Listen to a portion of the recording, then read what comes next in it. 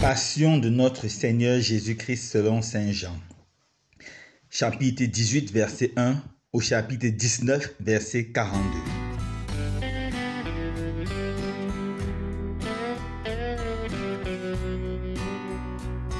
Nous allons lire juste un extrait. Il se saisit de Jésus et lui-même, portant sa croix, sortit en direction du lieu dit le crâne, ou calvaire, qui se dit en hébreu Golgotha. C'est là qu'ils le crucifièrent, et deux autres avec lui, un de chaque côté, et Jésus au milieu. Pilate avait rédigé un écriteau qu'il fit placer sur la croix. Il était écrit « Jésus le Nazaréen, roi des Juifs ». Beaucoup de Juifs lurent cet écriteau parce que l'endroit où l'on avait crucifié Jésus était proche de la ville et que c'était écrit en hébreu, en latin et en grec.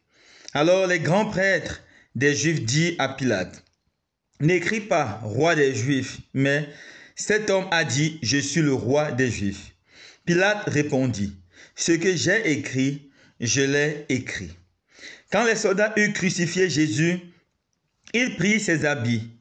Il se fit 4 parts, une pour chaque soldat. Il prit aussi la tunique. C'était une tunique sans couture, tissée dans des pièces, tissée tout d'une pièce de haut en bas. Alors, il se dit entre eux, ne la déchirons pas, désignons par le sort celui qui l'aura. Ainsi s'accomplissait la parole de l'Écriture.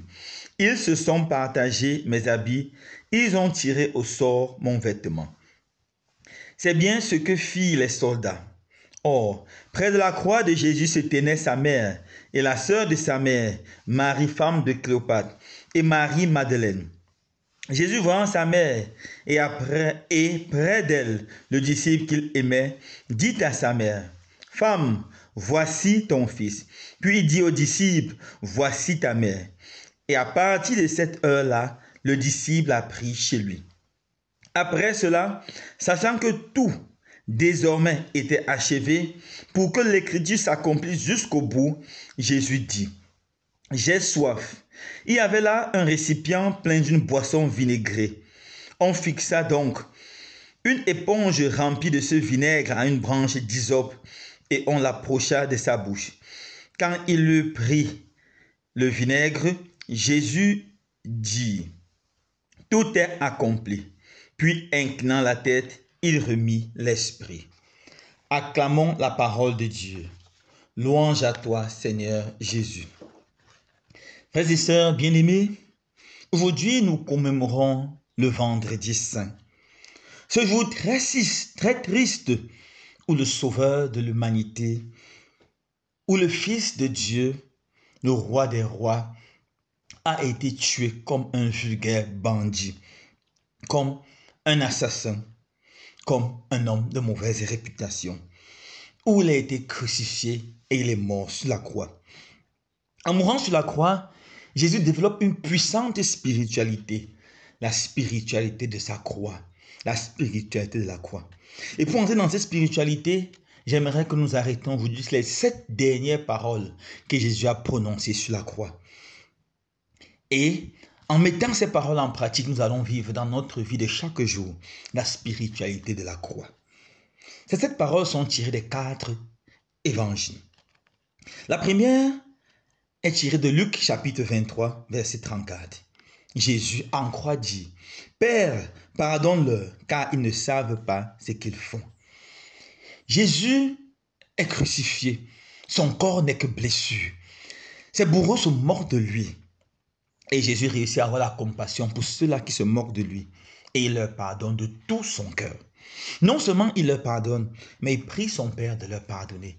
Et va même jusqu'à les justifier. Père, pardonne-leur. Ce sont des ignorants. Ils ne savent pas ce qu'ils font. Est-ce que c'est vrai que ces gens ne savaient vraiment pas ce qu'ils faisaient? Est-ce que ces scribes et ces pharisiens n'avaient pas la mauvaise foi? Mais Jésus non seulement pardonne, mais justifie. Ça, c'est notre Seigneur. Le premier pas pour la spiritualité de la croix, c'est d'apprendre à pardonner. Souvent, nous gardons dans notre cœur des rancunes, la haine contre notre frère, notre soeur, contre ceux-là qui nous ont blessés. Mon frère, ma soeur, en regardant Jésus sur la croix, pardonne. Si c'est trop difficile pour pardonner, dis, Seigneur Jésus, tu as pu pardonner, donne-moi la force de pardonner. Et dis ensuite, Jésus, en ton nom, je pardonne de tout mon cœur à mon mari qui m'a blessé, à ma femme, à mes enfants, à mes parents, à mes collègues de service, à mes voisins. Pardonne de tout mon cœur à tel ami qui a tenté à ma vie, à telle personne qui m'a trahi, qui a volé mon mari, ma femme. Je pardonne de tout mon cœur. Le pardon. Mon frère, ma soeur, ce vendredi saint, c'est le jour du grand pardon. Les Juifs parlaient de Yom Kippour, le jour du grand pardon. Père, pardonne-leur, car ils ne savent pas ce qu'ils font. La deuxième parole de Jésus sur la croix est tirée de Luc chapitre 23, verset 43. Je te le dis en vérité, aujourd'hui tu seras avec moi au paradis. Jésus est en train de souffrir. Il souffre grandement. À sa gauche et à sa droite, deux êtres humains sont également en train de souffrir. Mais Jésus oublie sa souffrance et a la compassion pour celui-là qui a demandé son aide. Et Jésus lui promet le ciel, le paradis. Tu seras avec moi au paradis. De belles phrases de Jésus, deux leçons. Être capable d'oublier notre souffrance pour regarder la souffrance de ceux qui souffrent à côté de nous. Être capable de s'oublier et de penser à quelqu'un qui souffre. Prier pour quelqu'un qui souffre plus que nous. Souvent, quand des chrétiens viennent me voir et se plaignent beaucoup, je les amène visiter les malades, des grands malades à l'hôpital. Et souvent, quand ils voient la maladie de certaines personnes, ils disent c'est encore mieux la mienne. Vu mes frères et sœurs, ils ne vont pas croire que nous sommes les plus malheureux du monde.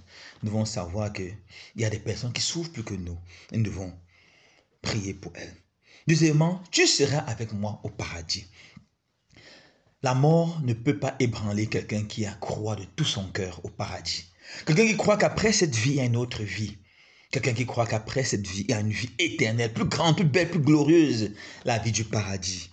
Mon frère, le deuxième pas de la spiritualité de la croix, c'est de croire de tout notre cœur que la vie sur la terre n'est qu'un passage et que quelque chose nous attend de plus grand et de plus beau.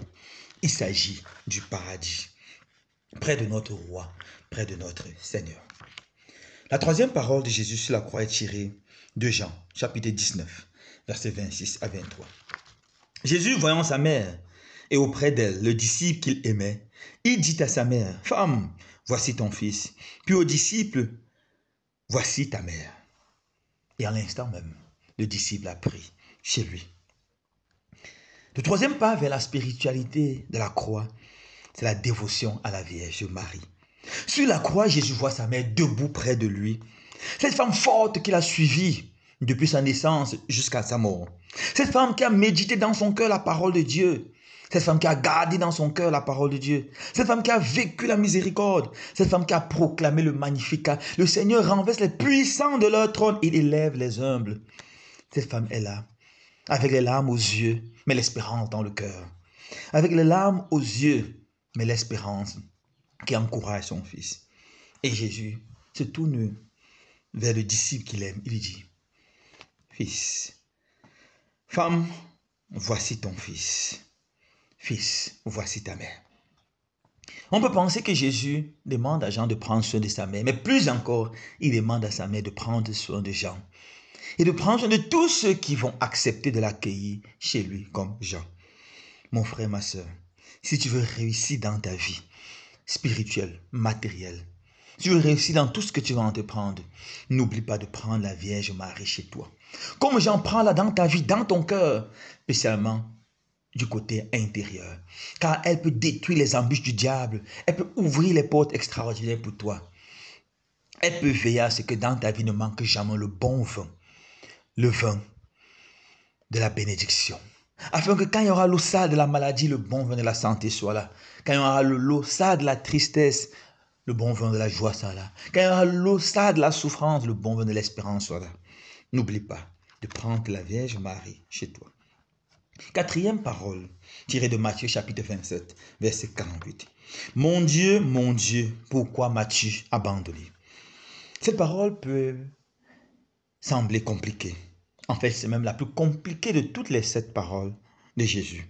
Mon Dieu, pourquoi m'as-tu abandonné? Les catéchumènes nous posent la question, est-ce que le Père a abandonné Jésus? Est-ce que le Père a abandonné Jésus?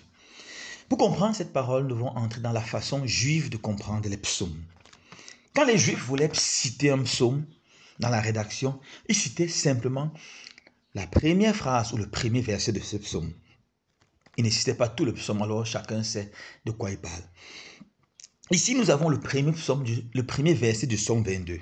En fait, sur la croix, Jésus a prié tout le psaume 22. Et regardons un peu le psaume 22. Le psaume 22 est divisé en 3 parties. Le verset 1 au verset 19, nous voyons les cris de désespoir. Les cris de quelqu'un qui sent la mort venir, qui ne voit que du noir devant. Les cris de tourment. Voilà la première partie.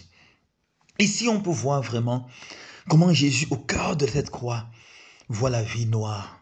Il voit la mort venir. Plus d'espérance. Personne pour l'accompagner dans ce moment difficile. Ici, Jésus unit sa prière à celle de tous ceux qui sont dans le désespoir, dans la dépression.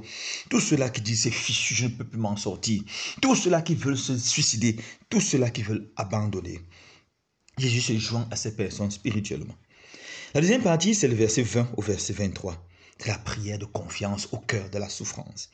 Jésus souffre grandement, mais il fait confiance en Dieu et il dit, mon Dieu, je m'abandonne à toi. Je m'abandonne totalement à toi. Et je crois que tu peux faire quelque chose. Fais quelque chose au cœur de cette souffrance. C'est la prière d'espérance. C'est la prière que nous devons faire afin de ne pas laisser la dépression nous détruire, afin de ne pas laisser le remords nous détruire, afin de ne pas aller vers le suicide. Nous devons nous tourner avec confiance vers Dieu et le prier. Et la dernière partie de verset 23 au verset 32, c'est l'action de grâce parce que Dieu m'a exaucé. Au terme de sa prière, Jésus rend grâce à son Père de tout son cœur parce qu'il a exaucé, parce qu'il est venu essuyer ses larmes, prendre sa souffrance. Oui, mon frère, ma soeur, c'est la démarche de tous ceux qui souffrent. Premièrement, la souffrance écrase, ensuite prie, et enfin rend grâce au Seigneur car il interviendra dans ta souffrance. Voilà comment nous devons comprendre cette spiritualité de la croix. La croix ne peut pas nous ébranler. Premièrement, la croix est réelle, c'est pour ça qu'elle nous fait souffrir. Deuxièmement, dans la croix, nous devons prier. Demander au Seigneur d'intervenir. Ensuite, nous devons rendre grâce de tout notre cœur, car Dieu va intervenir et va nous libérer. Confiance en cette parole du Seigneur. Tout ce que vous demandez avec foi, croyez que vous l'avez et vous l'obtiendrez. La cinquième parole de Jésus sur la croix, c'est « J'ai soif ». Jean chapitre 19, verset 23. Ici, on peut penser que Jésus a soif d'eau, mais non. Jean parle un double langage. Jésus a soif des âmes. Il est sur la croix, il regarde des milliers de personnes, pour ne pas dire milliards de personnes qui ne connaissent pas encore son Père. Il regarde les brebis qui ne sont pas encore dans le pâturage. Il a soif. Il veut que ces brebis viennent à la maison du Père. Il veut les convertir. La moisson du Seigneur abonde. Mais malheureusement, les ouvriers sont peu nombreux. Qui est-ce que j'enverrai? Priez Yahweh d'envoyer les ouvriers à sa moisson.